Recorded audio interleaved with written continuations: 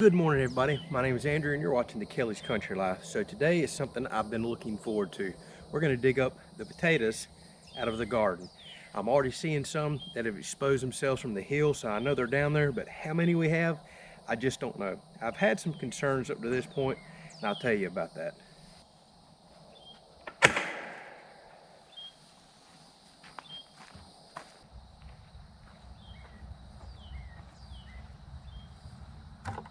So what I've been really concerned about, if you've been watching the channel, you've heard me say, I had some of the biggest, most beautiful potato plants I've ever seen this year. They were huge. They're starting to die back and fall down now. But I have always heard when you have huge plants, sometimes that's where all the energy is going and not in the potatoes. So while I have seen a few potatoes, I really don't know how many's in the bed. I'm nervous. Hopefully we've got a lot. Time will tell. Well, the time is now. We're gonna dig them up and find out. So let's get started. Typically I let them die back even more than this, but I already know a lot of people that's digging theirs up, and it's been really dry the last few days. I figure this is a good time to go ahead and get them out of the soil because I don't really want them wet or damp. We're going to carry them out to the grass and kind of roll them and clean them off anyways. So let's go ahead and get these pulled up, kind of see what we got in here. This is always so nerve-wracking, me pulling up the first ones. You just don't have a clue what you've got going on in here. So that's already a good sign. Some beautiful looking potatoes there.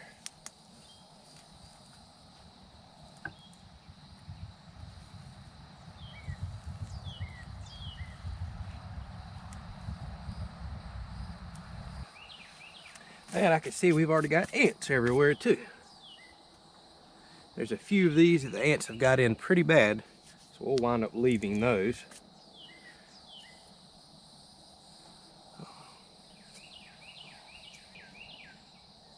Yeah, the ants got in this bed quite bad.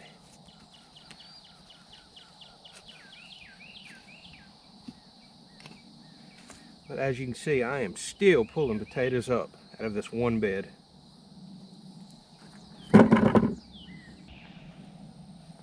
I hate to say it, looks like the ants got in these a lot worse than I had even realized.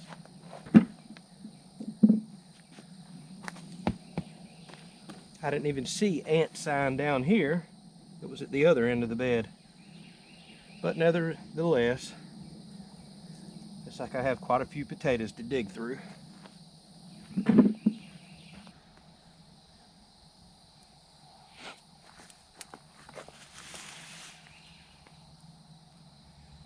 Oh, I hate to see losing big, beautiful potatoes like that to all these ants. By far, I lose more crops to ants every year than anything else in the garden. Man, they worked hard on this bed.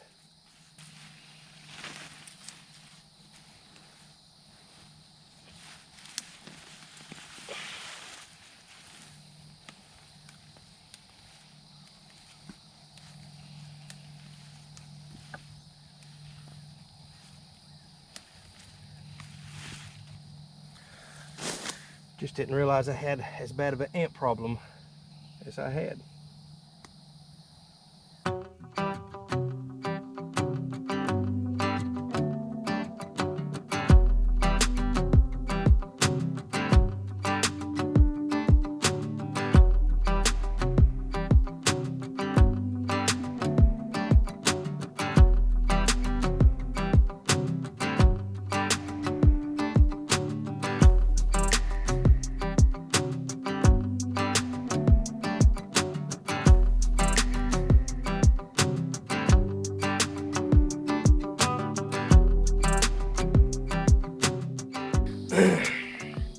Well, y'all want to see something that'll make you sick to your stomach? All these potatoes are no good. The bed actually did extremely well this year, but the ants have destroyed, I mean absolutely destroyed, probably 60% of my potatoes. Just insane. I can't win. These ants literally cause more damage every year since I've been growing a garden since a kid than anything else. Oh my goodness, just look at this. I mean, look, they've been burrowing all in them, chewing holes all in them. Look at all the ants on there. I have literally been bit hundreds of times. There's tens of thousands of ants in this thing. They chewed up what was looking like an awesome crop of potatoes this year. Between what I got in the bucket that I'm gonna try to salvage and save, a lot of them been chewed on too, but they still look solid enough. I mean, look, got hundreds upon hundreds of ants on me right now. So we're gonna try to save what's in the bucket and eat some, but if I had been able to keep all that in the bucket, that'd have been more than enough potatoes for us, more than enough. We don't really eat them all the time, but I can't believe the ants have went through and just burrowed into all these. There's nobody to blame but myself. I should have pulled some of these earlier, seen that I had a problem and went ahead and pulled all of them. I probably could have saved a lot more potatoes. And before y'all start giving suggestions, I'll go ahead and let you know I have tried cinnamon. I've always heard ants don't like that. I bought pounds of it, sprinkled it everywhere. I've did that for 2 years. Doesn't seem to phase these fire ants. I've tried cornmeal, oatmeal, grits, every little remedy I could find online. I've tried citrus spray, all kinds of organic stuff. These fire ants, you just about can't do nothing with. I don't know what to do. And I'm not gonna come out here and spray poison to all of my potato beds. So if y'all have some suggestions other than what I just mentioned, I'm all ears, because fighting with ants is just gonna continue to be a common problem. Such a shame, such a waste. That is a lot of pounds of potatoes right there. So typically what I do whenever I dig up my potatoes is I come out and pour them in the grass. As you can see, I wound up with a few, but some of them are looking quite bad. I mean, there was a ton of beautiful looking potatoes in there that just got ate up. And there's some that are, like, that's just ate up too bad. There's some that's been chewed on one side, maybe not the other, that I'm gonna try to salvage and cut some off of, but I can already see a few that I kept that I shouldn't have. But typically I put them in the grass, kind of roll them around, get all that wet dirt off of them, because you do not want to store potatoes damp at all. And then I'll put them in a cardboard box that I have ready, or you can lay them on newspapers, things like that, but dry paper or cardboard seems to be the best way to store them. And then a cool, dry place. I'm gonna put them in my shop out of the sun. I've pretty much always got a fan running in there that'll circulate air over them and help them to last. However, being I'm keeping a lot of these that's been chewed on, I'm gonna have to eat these pretty quick because I just don't think they're gonna last. Now, a good solid beautiful potato like that has no chew marks on it, that would last for a month and a half, 2 months around here if stored like I told you. But the rest of these, I just don't have a clue.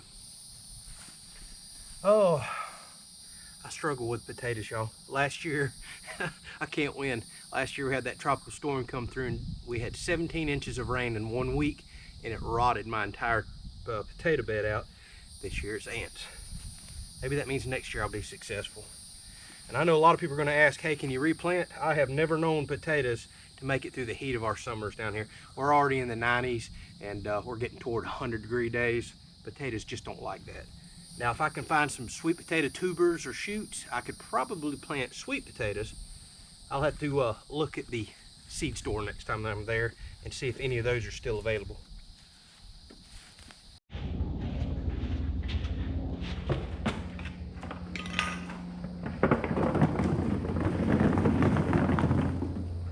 And typically, this is how I store them, in a cardboard box, open air, spread apart.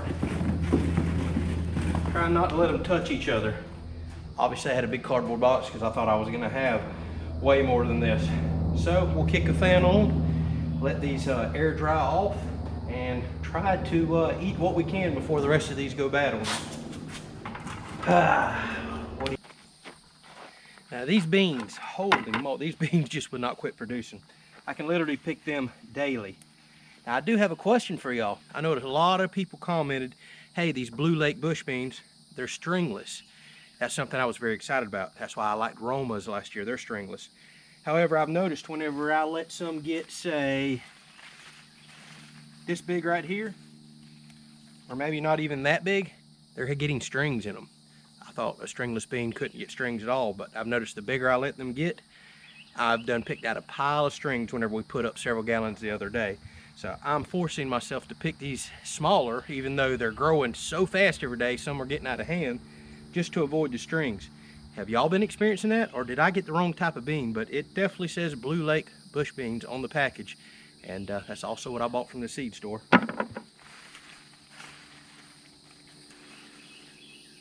I hate strings. That's why I'm asking. I want to stick with a stringless bean.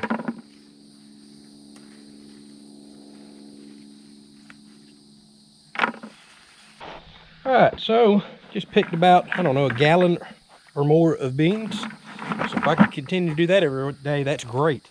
And keep in mind, all these bean plants are nowhere near ready yet. So I picked my squash and zucchini twice yesterday. I don't expect many today doing that. It seems like every other day I pick twice. I already see some that could be ready this afternoon.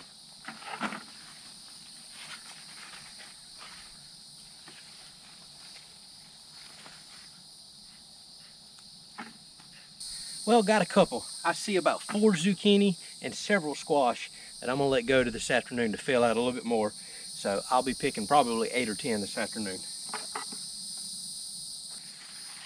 So you've officially seen me pick my first cucumber. Yes, I know this is kind of small. Tiffany loves cucumbers. However, cucumbers don't like her, like a lot of people, but she prefers them very small.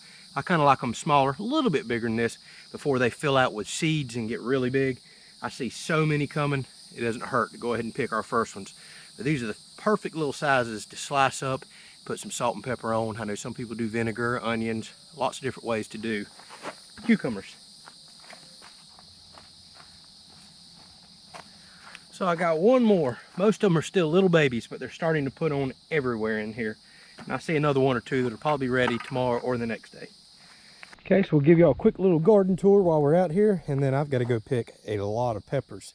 So the corn and beans back here are doing well. Just picked quite a few beans. They're still growing all in between the corn. Corn is silked out, topped out. It's all pollinating, doing its thing right now. A lot of these have 3 stalks 3 ears of corn per stalk. Can't speak. But these are already starting to fill out. Oh my goodness. There's so much pollen, y'all. Look at that. That's what this wind's doing right now. And actually, every time I water, I try to water low, but hit the stalk to knock some of that pollen down, and then just wetting the roots right now. I don't know if wetting the tops would be good, but I feel like the raindrops would actually cling on to the pollen and not get it to the silk. So that's something I've been trying to do. So our little blueberries are coming on back here. Some are small, some are normal size. Pretty good. Little grapevines are looking all right. This one back here is still just amazing me. I still got grapes all over it. So here's something exciting. I can finally show y'all my first cantaloupes. They are putting on everywhere in there. There's an easy one to see. Look right there. There's cantaloupes. I mean, there's 5 or 10 in this general area right here. Look, that one's kind of oblong. That's weird, but there's a cantaloupe. They are starting to put on. These vines look extremely healthy and happy. Nice and dark green. Starting to fall outside the beds now, and I'll just let them run on the ground. That is absolutely no problem. As y'all can see, coming through that propane weeder, there is no more weeds out here. It killed them off good, and I don't see anything new coming up, so it's not going to hurt to let all this hit the ground until it's done producing. As y'all just seen, squash and zucchini's doing very well. It's loading up pretty good in there. All my little plants that I planted after the frost are starting to come in. They were quite yellow. They're starting to green up now, so you can tell they're absorbing some of the nutrients. And then you see the big ones, just how green and lush those are. They've been doing really well. So over here, these cantaloupes are getting ready to run and fall outside the bed. I just have to be careful where I walk. And the cucumbers, holy moly. They're kind of wanting to run out more than climb. I keep weaving them through, and some, yes, definitely are climbing, but these are being stubborn. They want to grow outside the bed, but that's actually no problem. I'll let them grow outside the bed. You've already seen this failure, not success story here. Oh, that hurts to look at. Yeah, I probably lost 60 to 70% of my potatoes now looking at that. Corn, oh man, doing really well. I don't have to say much. Check this out. So look at this. I mean, the corn is at least 8 foot tall. Now you can take several inches out for the raised bed, but holy moly, still 8 foot tall. Did I say inches? Foot tall. which is pretty big for sweet corn in my mind. Field corn, yeah, that stuff gets a lot bigger, but this is huge for sweet corn. Now the good news is the majority of stalks are putting on 2 ears. You can see the silks out. There is pollen falling everywhere right now in this wind. I can see it. So hopefully they all get pollinated well. And there is quite a few still with only 1 ear of corn, but I can see further down the stalk starting to swell out, and you can see there's a 2nd ear coming. Like these over here, I can see that there's a 3rd ear coming. Now typically in my experience in the past, I usually get 2 good ears of corn off a stalk maximum. Even if it produces 3, it just doesn't tend to live long enough to fill out 3 ears of corn.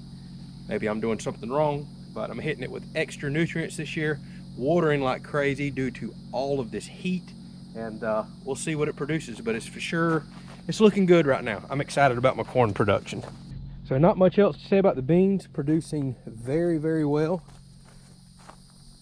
Okra, been a good success story here. Ever since hitting them with that little bit of fertilizer, they have just shot up. Nice and dark green, practically no yellow spots left on the leaves, and starting to get okra production. There's some in here I want to show you that was easy. Let's see here. Yeah, like, look right here. My goodness. That one I will actually be cutting tomorrow. So we are about to start cutting okra. There's even some down here, like look, this one has 2 pods on it. That one will almost be ready to cut tomorrow too. Okra grows so fast. So I'm looking out through here and the majority of them have small okra pods on them. So we're literally only days away from starting to cut okra every single day. Then we'll get into pickling it, freezing it, cooking it, everything else we can do with it. But right now this is all looking awesome. I'm curious to see with this such tight planting how they do once they grow up and get really big. But so far so good. I can see okra everywhere. So overall the garden is doing very, very well, with the exception of the potatoes, and they actually did really good, really good. I would have been very happy with all those potatoes if it weren't for the ants. So it wasn't a potato problem, it was an ant problem. Now coming over here, I've got some issues. Tomatoes, I'm still trying to figure out. I'm noticing the tops are looking awesome, dark green, beautiful. I'm putting on tomatoes everywhere. However, the bottom, the leaves are not looking good. I don't know why it's affecting the bottom of a couple of plants right here. I hit them again with some more of that fertilizer. It's got bone meal and a whole bunch of other stuff in it. Some viewers keep suggesting that I need to hit them with some Epsom salt. So I'm probably going to dilute some of that and pour on there. I just was scared about doing too much at one time. You know, a bunch of fertilizer, then hitting them with Epsom salt. I don't want to wind up killing them or burning them up. But tomatoes are on the majority of the plants. As you can see, the tomatoes do look good. Plants tops look good. I'm just seeing some leaves changing on the bottom. Now over here on my paste tomatoes, I mean, overall they look really good. I don't really even see no leaves changing on them. It's that variety over there, so I'm not exactly sure what's going on. See quite a few tomatoes starting to come on in there on the paste variety too. Peppers, holy moly. I mean, they are just loaded up. Check out my banana pepper production. I said I was about to go out here and cut some of these. I'm probably gonna wait 1 or 2 more days, but every single plant has 3 or 4 I need to cut off of it, and I'm going to pickle some banana pepper rings this year. So I'm gonna wait 1 or 2 more days. Plus I've already got some cut waiting inside too. Looks like we're gonna have plenty for me to can. Bell peppers looking awesome. Some plants even have 3 bell peppers on them. I'm almost to the point I can cut some bell peppers. You know, still got a few more days there. But overall, everything right here is looking awesome. I'll tell y'all what, it is burning up hot. The humidity is back. This is the Florida I know. And we haven't had rain in like a week and a half. It's feast or famine. We was getting plenty of it there for a while. It has completely stopped, and there is none on the forecast. So this is really bad. It's starting to get so dry to the point now, if we continue to have another week or 2 of no rain like this, we can start having fire hazards. So man, praying for some rain. We need it bad. It's actually been getting so hot and so dry that I'm having to water my garden twice a day. I've never had to do that before. I typically do the majority of my watering in the morning, but I'm having to come out and hit some stuff in the afternoons because everything is just dry. And there's our little rain frog hollering for rain right now. I'm with you, buddy. We need it. So watering twice a day just to keep stuff from wilting and burning up. It's just, this is nuts. So hopefully we'll get some rain before long. But overall, hey man, hey, shh, just let me do this outro. Appreciate that. So overall, Garden is doing very, very well. Very happy. Again, the potato thing was an insect problem. I've done diatomaceous earth also, forgot to mention that earlier. I know a lot of people are going to mention that, but with me literally watering twice a day, sometimes you get rain showers, not here lately. Diatomaceous earth is extremely difficult to put out and have work for you because it just gets washed right away. All the other stuff I mentioned earlier, I've tried. There's nothing other than man-made poisons that I'm finding really kills these fire ants right here. These are some tough guys. And this yard is loaded with more ants than I have ever seen on any piece of property. So it's something I deal with every single year. They'll move over to the okra next and actually start eating the pods because they're nice and moist. So it's just part of life around here, tons of insects. So if you have any good organic solutions to try other than everything I've already mentioned I've tried, please let me know. Thank y'all so much for watching. We'll catch you on the next video.